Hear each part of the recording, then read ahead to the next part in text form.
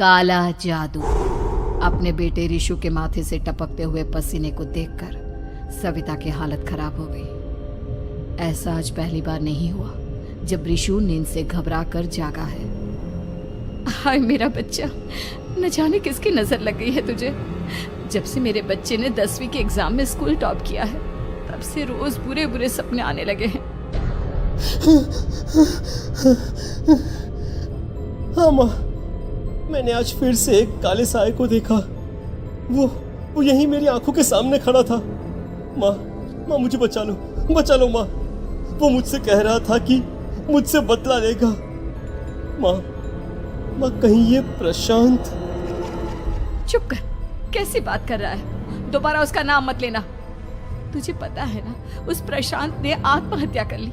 तो बार बार उसका नाम मत लिया कर। मम्मी, क्या सच में प्रशांत ने आत्महत्या की थी? चुप कर, बहुत सवाल पूछता है आजकल। और फिर रात के वक्त सविता के पूरे घर में एक अजीब सा काला धुआं जाने लगा। गहरी नींद में सोई सविता की जैसे ही आंख खुली उसका दम घुटने लगा। वो दौड़कर ऋषु के रूम की तरफ गई जहां उसके दरवाजे पर घूमती एक काली परछाई थी। वो बुरी तरह से घबरा गई। कौन है वहाँ? कौन है? सामने आओ। ये मैं हूँ, तुम्हारी काली करतूत। और अब मैं तुम्हारे बेटे को ले जाने आया हूँ। नहीं, मेरे बच्चे को छोड़ दो प्लीज। मेरे ऋषु को कुछ मत करना। वो परछाई ऋषु के कमरे में घुस जाती है। सविता भी उसके पीछे पीछे दौड़ कर जाती है और देखती है कि अब वो साया साफ नजर आ रहा था। वो सर से पैर तक खून में सना हुआ था और उसके शरीर के सारे अंग कटे फटे हैं। क्या चाहिए तुम्हें? तुम जो बोलोगे मैं करूंगी, लेकिन मेरे ऋषु को छोड़ दो। उस परछाई ने ऋषु को गर्दन से पकड़कर दीवार के सहारे हवा में उछाल दिया। ऋषु जोर जोर से चिल्लाने लगा। माँ बचाओ मुझे, बचा लो माँ, ये मुझे मार डालेगा। माँ मुझे बचा लो माँ। नहीं ऐसा मत करो, मुझे मार दो लेकिन मेरे बच्चे को छोड़ दो। मैं तुम्हारे आगे हाथ जोड़ती हूँ। वो परछाई ऋषु को जमीन पर गिरा देती है और अचानक वहां से गायब हो जाती है। ऋषु, मेरा बच्चा, तू ठीक तो है ना? कुछ बोल बेटा, क्या हुआ है तुझे? मैं ठीक हूँ माँ। क्या हुआ था यहाँ पर? कुछ नहीं बेटा, कुछ नहीं। तू परेशान मत हो। हम कल ही गांव के बाहर जो तांत्रिक महाराज रहते हैं उनके पास चलेंगे। ठीक है माँ, हम जल्द ही उनके पास चलेंगे। मुझे बहुत डर लग रहा है माँ। ये बार बार मुझे डरावने सपने आना, ये सब हमारे साथ क्यों हो रहा है माँ? अगले दिन सविता अपने बेटे ऋषु को लेकर गांव के बाहर तांत्रिक के पास जाती है। जिस जगह पर तांत्रिक रहा करता था वो जगह बहुत डरावनी थी। चारों तरफ कंकाल और खूब भूतियां नजर आ रही थी। गांव से दूर वीराने में उस जगह पर जोर से आंधी चल रही थी। ऋषु ने डर कर अपनी माँ का हाथ पकड़ लिया। माँ मुझे बहुत डर लग रहा है।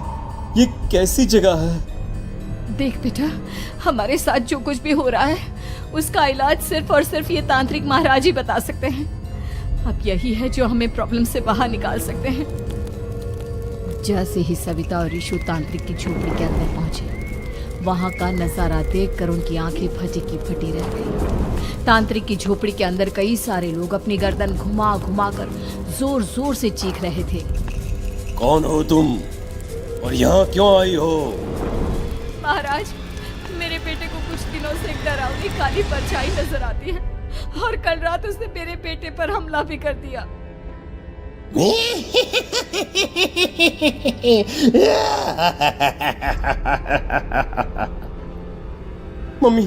मम्मी हमें यहाँ से चलना चाहिए। ये जगह मुझे ठीक नहीं लगती। नहीं बेटा, ऐसा नहीं कहते। रुक जाओ, 2 मिनट के लिए रुक जाओ। क्या कहा? काली परछाई? तुम्हारे बेटे पर किसी काली परछाई ने हमला किया? हाँ महाराज, वो कह रही थी कि वो मेरे बेटे को कुछ कर देगी। कोई उपाय बताइए महाराज, मेरे बेटे के साथ कुछ गलत नहीं होना चाहिए। तुमने किसी दूसरे के साथ गलत किया है, तो तुम्हारे साथ भी गलत होकर ही रहेगा। तुमने किसी की जान ली है, किसी को मार डाला है तुमने। नहीं महाराज, मैंने ऐसा कुछ नहीं किया। मैंने किसी की जान नहीं ली। मुझे कोई उपाय बताइए। लगता है तुम इतनी आसानी से नहीं मानोगी। मैं तुम्हें अभी उस काली परछाई से मिलवा देता हूँ और वही सारा सच तुम्हारे सामने लेकर आएगा।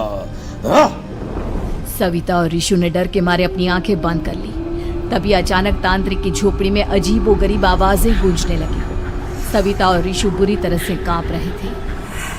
आंखें खोलो और अपने सामने देखो। क्या यही है वो जिससे तुम कल रात को मिली थी? बताओ मुझे। हाँ, इसने कल रात मेरे बेटे के ऊपर हमला किया था। ये उसी लड़के की भटकती हुई आत्मा है जिसे कुछ दिन पहले तुमने मार डाला था। मम्मी ये महाराज क्या कह रहे हैं? क्या सच में आपने किसी की जान ली है, किसी को मार डाला है? अगर हाँ तो बताइए ना मम्मी, किसको मारा है आपने? किसको? तुम्हारी माँ इतनी आसानी से सच नहीं बताएगी बेटा। इसने एक बच्चे की जान ली है। कहीं उसका नाम प्रशांत तो नहीं महाराज? वो मेरा दोस्त है, मेरा मतलब मेरा पड़ोसी है। सही पहचाना। देखा सविता, तुम्हारा खुद का बेटा भी जानता है कि तुमने किसी के प्राणों की बलि चढ़ा दी और इसीलिए अब उसकी बुरी आत्मा तुम्हारे घर में भटकती है। मुझे माफ कर दीजिए महाराज, मुझसे बहुत बड़ी गलती हो गई। प्रशांत हमारे पड़ोसी का बेटा था। हर बार उसके नंबर मेरे बेटे से ज्यादा आते थे और इसलिए मैंने उसके कमरे के बाहर काला जादू किया था, पर मुझे नहीं पता था कि वो मर जाएगा। तुम्हारे उसी काले जादू वाली गुड़िया के अंदर एक बुरी आत्मा थी जिसने उस बच्चे के दिमाग पर बुरा असर कर दिया और उसी की वजह से उस लड़के ने अपनी बालकनी से कूदकर आत्महत्या कर ली। इसकी वजह सिर्फ और सिर्फ तुम हो, तुम। नहीं महाराज, जो कुछ भी हुआ मुझे नहीं पता था कि प्रशांत अपनी जान दे देगा। प्रशांत की आत्मा इस वक्त तुम्हारे सामने खड़ी है, हमसे बात करना चाहती है। बोलो क्या कहना चाहते हो? मैं जीना चाहता था, बड़ा होकर कुछ बनना चाहता था। आपके बेटे से मुझे कोई परेशानी नहीं थी। अरे वो तो मेरा अच्छा दोस्त था। मुझे माफ कर दो बेटा, मुझसे बहुत बड़ी गलती हो गई, मुझे माफ कर दो। माफ करने से मुझे वापस जिंदगी नहीं मिल जाएगी। मेरे माँ बाप आज भी मेरे लिए रोते हैं।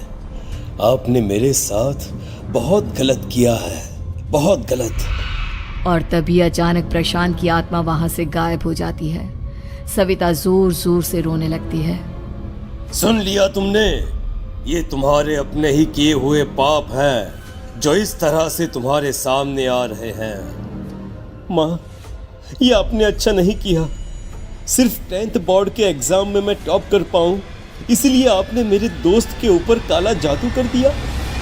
नहीं मम्मी, नहीं, अब हम कभी खुश नहीं रह पाएंगे, कभी नहीं। मेरे दोस्त की आत्मा को कभी शांति नहीं मिलेगी मम्मी, कभी नहीं। लेकिन मैंने जो कुछ भी किया सिर्फ तुम्हारे लिए किया। वो लड़का हमेशा फर्स्ट पोजीशन पर आ जाता था और इस वजह से हमेशा तुम्हारे मार्क्स कम पड़ते थे। मैंने तो सिर्फ उस पर एक छोटा सा काला जादू किया था बेटा। मुझे क्या पता था कि उसका ये नतीजा निकलेगा। जिस गुड़िया को तुमने उस लड़के के कमरे के दरवाजे पर लगाया था, दरअसल उसके अंदर एक बुरी आत्मा का प्रवेश हो गया था, जैसा कि अक्सर काला जादू करते समय हो जाता है। मुझे अपनी गलती का एहसास हो गया है। मैं प्रायश्चित करना चाहती हूँ, आप बताइए मैं क्या करूँ?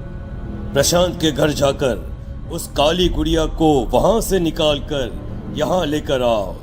मैं उसे आग में जलाकर राख कर दूंगा और उसके बाद प्रशांत की आत्मा को हमेशा के लिए मुक्ति मिल जाएगी।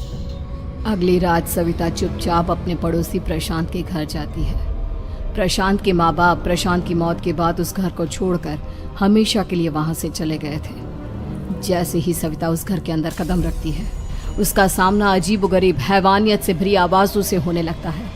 ऐसा लग रहा था जैसे कोई बुरी तरह से चीख रहा हो। सविता जैसे ही प्रशांत के कमरे के बाहर पहुंचती है, वहां पर लटकी हुई गुड़िया के शरीर से खून टपकने लगता है। ये क्या हो रहा है? इस गुड़िया के शरीर से खून क्यों टपक रहा है?